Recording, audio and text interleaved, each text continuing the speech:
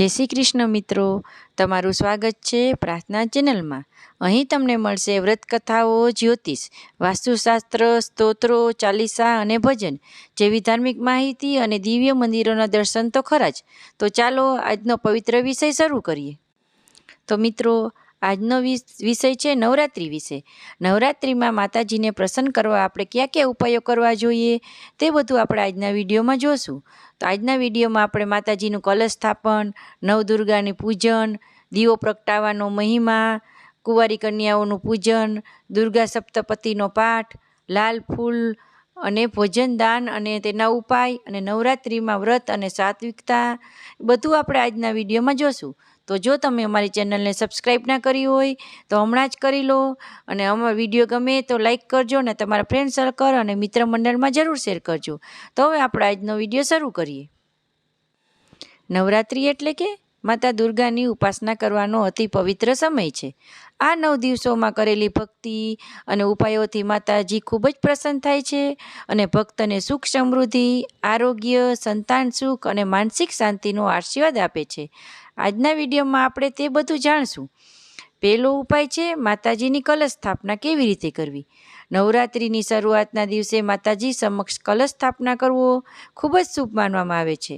કલશમાં ગંગાજળ ભરીને તેમાં આંબા કે અશોકના પાન મૂકો અને ઉપર નારિયેળ સ્થાપિત કરો। આથી ઘરમાં સુખ, સમૃદ્ધિ અને માતા લક્ષ્મીનો વાસ થાય છે। ઉપાય નંબર 2, નવદુર્ગાનું પૂજન કઈ રીતે કરવું। દરરોજ અલગ અલગ સ્વરૂપની માતાજીનું ધ્યાન અને પૂજન કરો।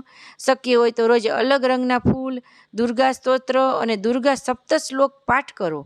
આથી માતાજી પ્રસન્ન થઈ ભક્તની મનોકામના પૂર્ણ કરે છે। ઉપાય નંબર 3, દીવો પ્રગટાવવાનો મહિમા। નવરાત્રિના દિવસોમાં દર સાંજે ઘીનો દીવો માતાજી સમક્ષ પ્રગટાવો। ખાસ કરીને આલસ્ય દૂર કરવા અને ઘરના કલહ દૂર કરવા માટે અખંડ જ્યોત રાખવી અત્યંત શુભ છે। ઘરમાં સકારાત્મક ઉર્જા વધે છે। ઉપાય નંબર 4, કુંવારી કન્યાઓનું પૂજન।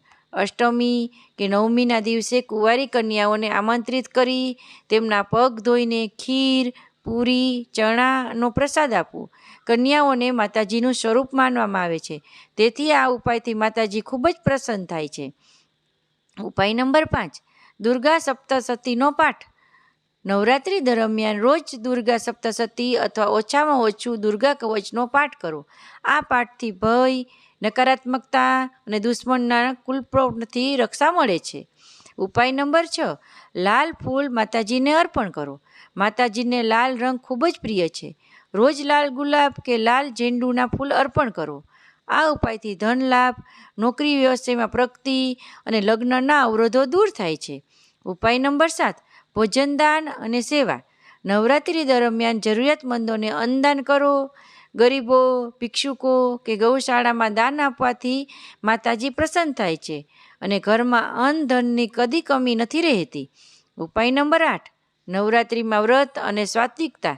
શક્ય હોય તો નવરાત્રિ દરમિયાન સાત્વિક આહાર લો, બ્રહ્મચર્યનું પાલન કરો, મનમાં શુદ્ધિ રાખો, ખોટા વિચારો, વાણી અને કર્મથી દૂર રહો। આ ઉપવાસથી મનની શક્તિ વધે છે અને માતાજીનું આશીર્વાદ સરળતાથી પ્રાપ્ત થાય છે। મિત્રો, આ હતા નવરાત્રિ દરમિયાન માતાજીને પ્રસન્ન કરવા માટેના કેટલાક સરળ અને અસરકારક ઉપાય। જો તમે ભક્તિપૂર્વક આ ઉપાયને અનુસરશો તો માતાજી જરૂર પ્રસન્ન થઈ તમારા જીવનમાં સુખ, શાંતિ અને સમૃદ્ધિના આશીર્વાદ વરસાવશે। વિડીયો તમને ગમ્યો હોય તો પ્રાર્થના ચેનલને લાઈક અને સબસ્ક્રાઈબ કરવાનું ભૂલશો નહીં। તો મિત્રો, તમને આ માહિતી કેવી લાગી તે જો પસંદ આવી હોય તો તમને આ માહિતી તમારા ફ્રેન્ડ સર્કલ અને મિત્ર મંડળ અને પરિવારજનો સાથે જરૂર શેર કરજો, અને આ બેલ આઇકન દબાવવાનું ભૂલશો નહીં, જેથી આવનારી દરેક ધાર્મિક વિડીયો સૌથી પહેલાં તમને મળે। તો ફરી મળીએ આવતીકાલે એક નવા વિષય સાથે। જય માતાજી, જય શ્રી કૃષ્ણ।